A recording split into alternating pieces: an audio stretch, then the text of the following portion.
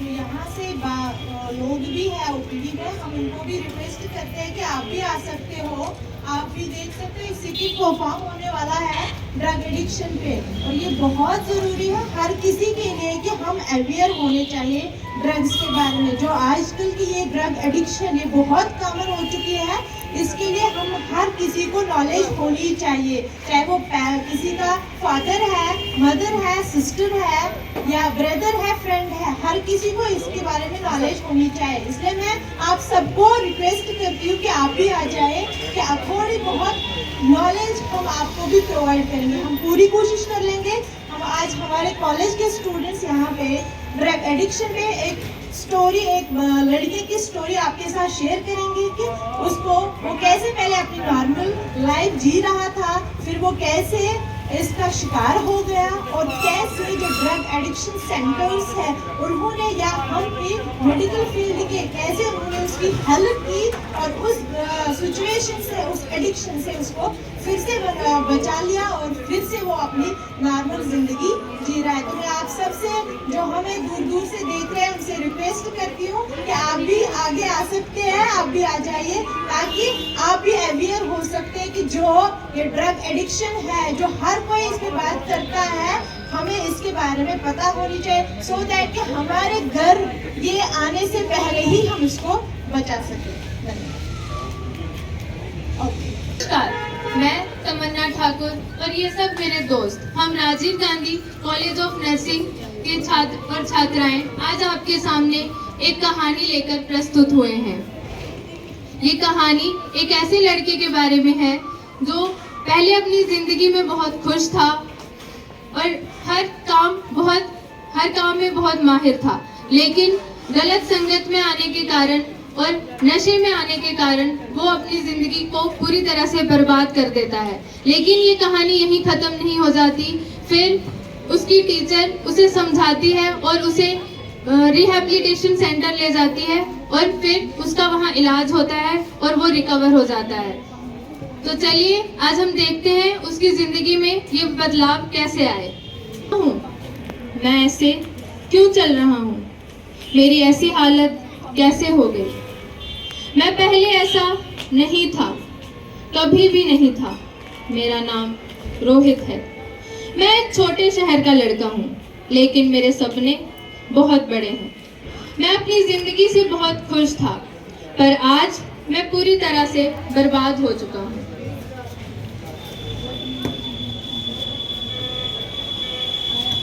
मैं अपनी जिंदगी से बहुत खुश था, यारों का यार, माँ का दुलारा।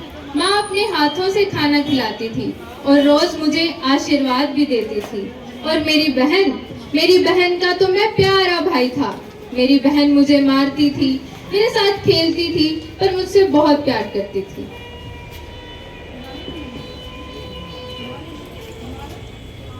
मुझे म्यूजिक और डांस का बहुत शौक था। मैं अक्सर अपना गिटार लेकर नेचर में बैठ जाया करता था। मेरे दोस्त मेरा गाना सुनकर मंत्रमुग्ध हो जाया करते थे। मेरा लक्ष्य था एक अच्छा गायक, एक अच्छा संगीतकार बनना। मैं एक सिंगर बनना चाहता था और रात दिन इसी की प्रैक्टिस किया करता था। मेरे दोस्त मुझे प्यार से रॉक स्टार बुलाया करते थे।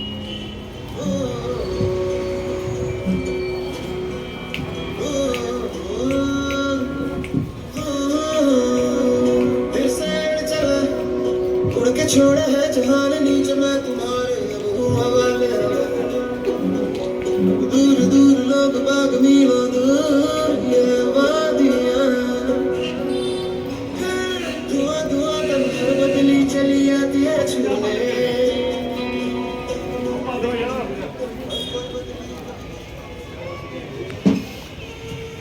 मुझे स्कूल जाना बहुत अच्छा लगता था, वो भी जल्दी, क्योंकि वहाँ मेरे दोस्त मेरा बेसब्री से इंतज़ार किया करते थे। मुझे दोस्तों के साथ नोट्स शेयर करना बहुत पसंद था।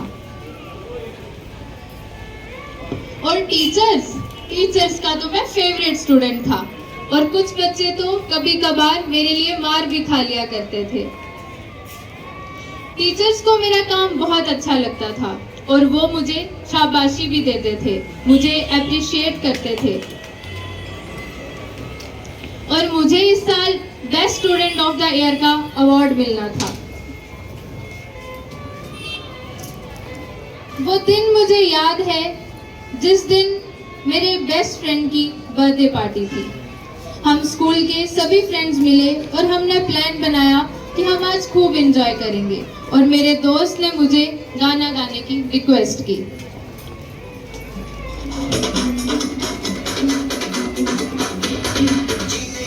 चार दिन बाकी है कोई 4 दिन, जीने के है 4 दिन बाकी है कोई 4 दिन। जाए जाए जाए जाए एक बार जो चढ़े जवानी फिर ना आए जवानी। वहाँ पार्टी में मेरे कुछ नए दोस्त भी बने। उन्होंने मुझे कोल्ड ड्रिंक ऑफर की।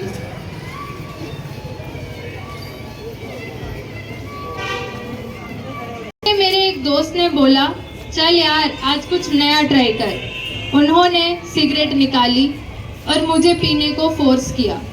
उनमें से एक दोस्त ने बोला, इससे तेरी सरदर्द ठीक हो जाएगी, लेकिन तब भी मैं मना करता गया। पर आखिर में मैं हार गया और मैंने सिगरेट का पहला कश लिया, और उन्होंने मेरी सिगरेट में कुछ मिलाया था, शायद वो ड्रग्स थे। सिगरेट पीने के बाद मेरे आसपास की दुनिया घूमने लगी। मेरे दोस्त ने मुझे गाना गाने को कहा, पर मैं गा ही नहीं पा रहा था। मैं अपने ही नशे में था। मैं जोर जोर से हंसने लगा और मेरे दोस्त मेरा मजाक उड़ाने लगे, और मेरे आसपास की दुनिया घूमती रही। उस दिन मैं देरी से घर पहुंचा। घर पहुंचते ही माँ ने पूछा, कहाँ से आए हो, कहाँ थे? मैंने बताया मेरे बेस्ट फ्रेंड की बर्थडे पार्टी थी। माँ ने कहा, जाओ और सो जाओ।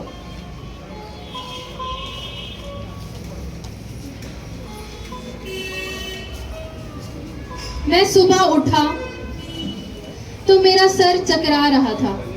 मुझे स्कूल भी जाना था और आज मुझे उठने में भी लेट हो गया था। मैं जल्दी जल्दी तैयार हुआ और आज मैं पहली बार बिना माँ के आशीर्वाद के स्कूल चला गया। और वहाँ स्कूल में मेरा बेस्ट फ्रेंड मेरा इंतज़ार कर रहा था, मुझे इधर उधर ढूंढ रहा था। जैसे ही मैं पहुँचा तो उसने मुझे पूछा, अरे यार आज स्कूल में पहली बार इतना लेट? लेकिन मेरे पास कोई जवाब नहीं था। आज क्लास में भी मेरा ध्यान नहीं लग रहा था। रात की पार्टी मेरी आंखों में घूम रही थी। जब टीचर ने मुझे देखा तो उन्होंने मुझसे पूछा, क्या हुआ? तो मेरे पास कोई जवाब नहीं था। जब टीचर ने मेरा होमवर्क चेक किया तो वो भी इनकम्प्लीट था। टीचर ने मुझे माफ़ कर दिया क्योंकि ये मेरी पहली गलती थी। थोड़ी देर बाद छुट्टी हुई। घर जाते टाइम मुझे याद आया कि 2 दिन बाद मेरा इंडियन आइडल का ऑडिशन है। इंडियन आइडल जो कि मेरा सपना था, लेकिन मैंने कोई भी तैयारी नहीं की थी। जब मैं घर पहुंचा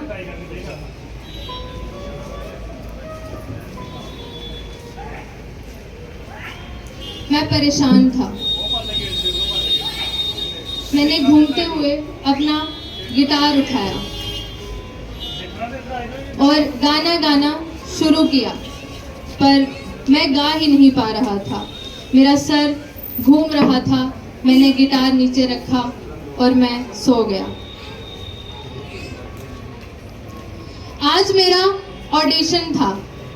मैं उठा और तैयार हुआ।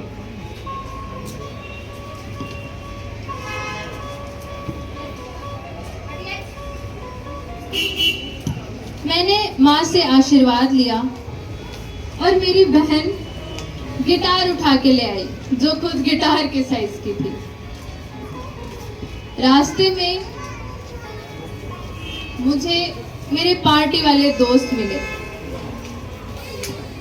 उन्होंने मुझे पूछा, कहाँ जा रहे हो? मैंने बताया कि आज मेरा ऑडिशन है। मेरे दोस्त ने कहा, सिगरेट का एक कश लगा ले, कॉन्फिडेंस आ जाएगा। मैंने उनकी बात मान ली और सिगरेट का कश लगा लिया। मुझे लेट हो रहा था, फिर दोस्तों ने मुझे बेस्ट विशेस दी और मैं चला गया। इंडियन आइडल, जो कि मेरा सपना था, वो आज पूरा होने जा रहा था। मुझे इस बात की खुशी थी, पर अंदर ही अंदर से मैं बहुत नर्वस था। जब जजेस ने मुझे अंदर बुलाया और गाने को बोला, तो मैं गा ही नहीं पा रहा था। मेरे हाथ पांव कांपने लगे। उन्होंने मुझे बीच में ही रोक दिया और जाने को कहा।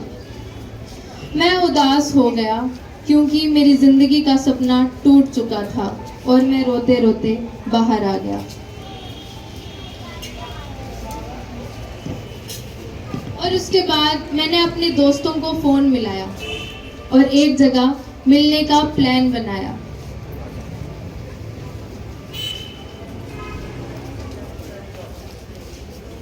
मैं अपने गम को भुलाना चाहता था क्योंकि इंडियन आइडल का सपना टूट चुका था। मैंने अपने गम को भुलाने के लिए ड्रग्स का सहारा लिया। उस दिन ड्रग्स का डोजेज कुछ ज़्यादा ही हो गया था। मैं ड्रग्स पर निर्भर हो चुका था। ड्रग्स के साइड इफ़ेक्ट्स भी दिखने लगे थे। पहली बार तो बहुत अच्छा लगता है, और अगर आपके अंदर सेल्फ कंट्रोल ना हो तो नशा आप पे हावी होने लगता है। मैं सही गलत की पहचान नहीं कर पा रहा था और गलत दोस्तों के बहकावे में आ गया था। मैं सेल्फ कंट्रोल खो चुका था। अब मैं चाहकर भी ड्रग्स छोड़ नहीं सकता था। ड्रग्स मेरी तन्हाई के साथी बन चुके थे। उस दिन के बाद मैं अक्सर घर देरी से जाने लगा। मेरी माँ मुझे जब इस हालत में देखती, उन्हें मेरी चिंता होने लगती। वो अक्सर आके पास बैठ जाती और मुझे समझाती कि बेटा, ऑडिशंस होते रहते हैं। लेकिन मेरी समझ में कुछ भी नहीं आ रहा था। और रात होते ही मैं अकेले कमरे में ड्रग्स लेना शुरू कर देता था। मेरी माँ मेरी ऐसी हालत देख के धीरे धीरे बीमार पड़ने लगी, क्योंकि मैं उनकी आंखों का तारा था। मेरी बहन जब भी मेरे पास खेलने आती, मैं अपने आप को कमज़ोर महसूस करता और वो उदास होकर चली जाती। रोज़ की तरह मैं आज भी स्कूल गया, लेकिन उस दिन मुझे घर जल्दी ही बुला लिया था।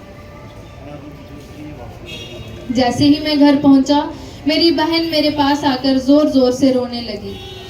मुझे कुछ समझ नहीं आ रहा था। फिर मुझे पता चला कि मेरी माँ की तबीयत खराब हो चुकी थी। फिर मुझे याद आया,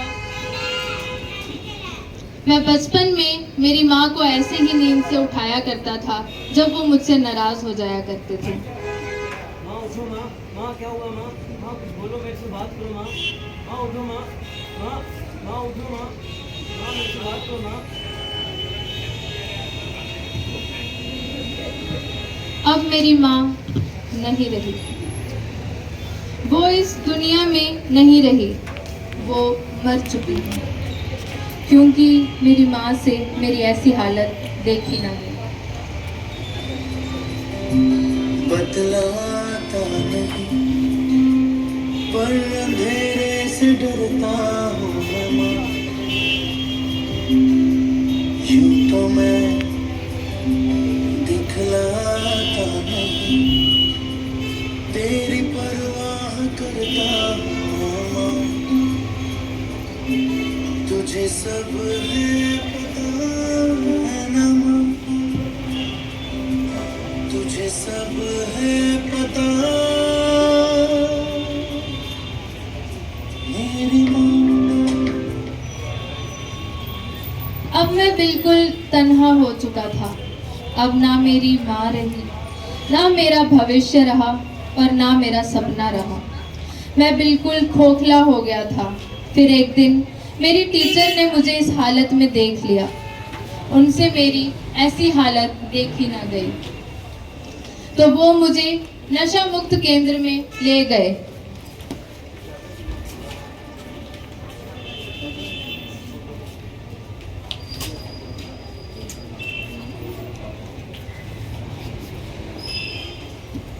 वहाँ मेरा अच्छे से इलाज हुआ।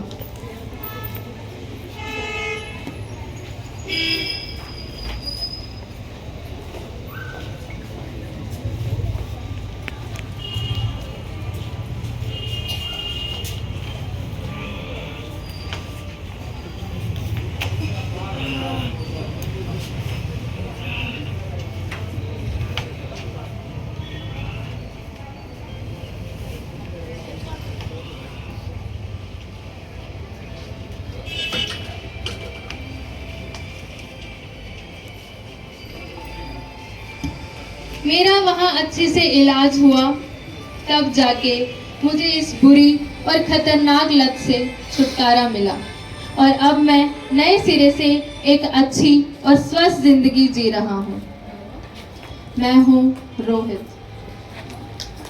तो ये थी मेरी कहानी।